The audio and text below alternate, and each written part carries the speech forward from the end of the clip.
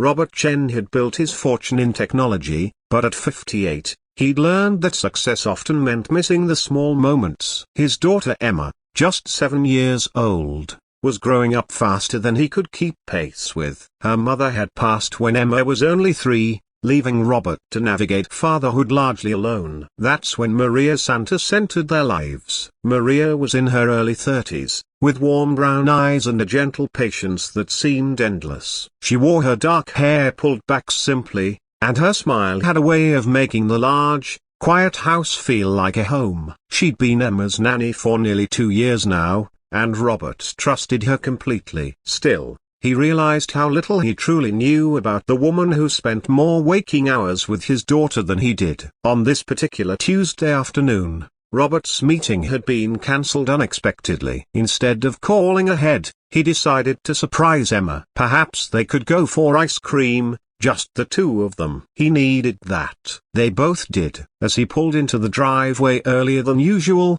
Robert noticed the living room curtains were open, sunlight streaming through the windows. Good. They were home. He entered quietly through the front door, setting his briefcase down softly. That's when he heard guitar music. Not from the television, but real music. A piano. Robert followed the sound to the sitting room, a space they rarely used. The old upright piano had come with the house, a relic from the previous owners that Robert had never bothered to remove or tune. He stopped in the doorway, and what he saw made his throat tighten. Maria sat at the piano bench, her fingers moving across the keys with practiced grace. The melody was Chopin a nocturne, if Robert remembered correctly. Beside her, perched on the bench with perfect posture, was Emma. His daughter's small hands rested on the keys in the lower register while Maria played the upper melody, their music intertwining like a conversation.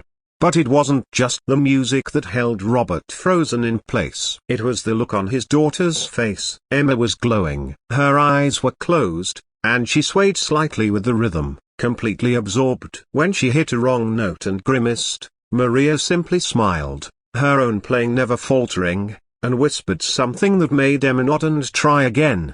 Robert had never known Emma wanted to learn piano. He'd never known Maria could play. How many other small things had he missed? The piece came to a gentle close, the final notes hanging in the air like a question. Emma opened her eyes and beamed up at Maria. That was the best one yet. Can we do it again? Of course, Mija, Maria said softly. But first, let's work on that tricky part in the middle. Remember, it's like telling a story. Your fingers need to speak gently here. That's when Emma spotted him. Daddy. She jumped off the bench and ran to him, wrapping her small arms around his waist. You're home early. Did you hear us? Did you hear me play? Robert knelt down, bringing himself to her eye level. His vision blurred slightly, and he blinked. I did, sweetheart. You sounded beautiful. Both of you did. Maria had stood up, her hands clasped in front of her, looking uncertain. Mr. Chen, I'm sorry. I should have asked permission to use the piano. Emma heard me playing one day when I thought she was napping, and she wanted to learn so badly. I didn't mean to overstep her. Robert held up his hand gently, stopping her. He stood slowly, one hand still resting on Emma's shoulder. Maria, how long have you been teaching her? About 4 months, Maria admitted, her voice quiet. Just 20 minutes each day, after her homework is finished. I know I should have asked, but she glanced down at Emma. She reminded me of myself at that age. I wanted so much to learn, but my family couldn't afford lessons. When I finally taught myself as an adult, I realized what I'd missed. I didn't want Emma to wait that long if she didn't have to. 4 months. Robert had been coming home to an empty feeling house for 4 months, not knowing that it had been filled with music every afternoon. He'd been so focused on conference calls and quarterly reports that he'd missed his daughter discovering something that made her shine like this. Why didn't you tell me, Emma? He asked gently. Emma looked down, scuffing her shoe against the floor. I wanted to surprise you when I got really good. Maria said the best gifts are the ones you work hard on. Something broke open in Robert's chest, something that had been locked tight since his wife died. He'd been so busy trying to provide for Emma, to give her every material advantage, that he'd forgotten to simply be present for moments like these. He walked over to the piano and sat down on the bench. The keys were dusty except where Maria and Emma had been playing. He pressed middle C, the note ringing out clear despite the piano being out of tune. "My mother tried to teach me piano when I was young," Robert said quietly. "I was terrible at it. I had no patience, always rushing ahead, wanting to master it immediately." He smiled sadly. "She told me that music can't be rushed, that it teaches you to be present, to really listen." I didn't understand what she meant then. He looked up at Maria, really seeing her for the first time, not just as the nanny, the employee, but as a person with her own gifts and her own story. A person who had given his daughter something precious not because she was paid to, but because she understood what it meant to want something beautiful and unreachable.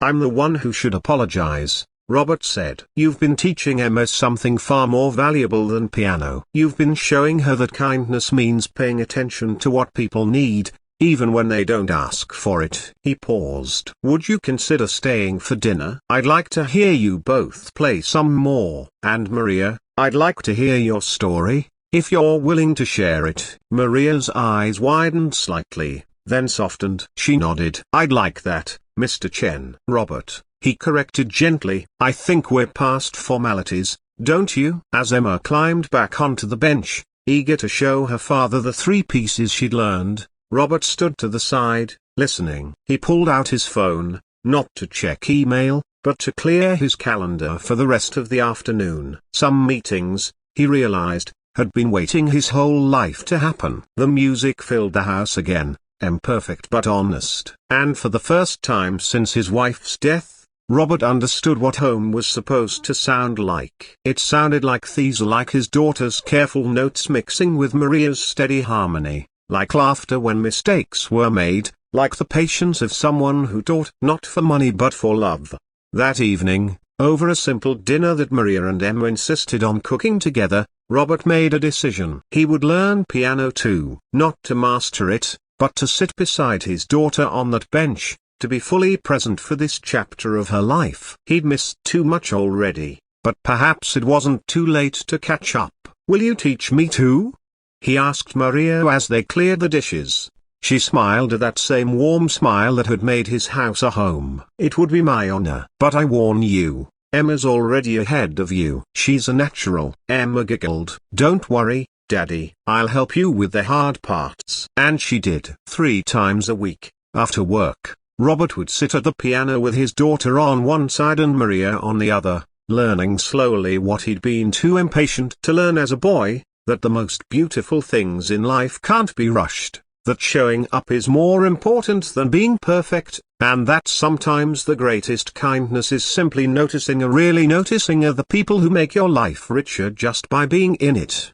The piano was eventually tuned. The music got better. But more importantly, Robert learned to hear not just the notes, but the love beneath them. And that made all the difference.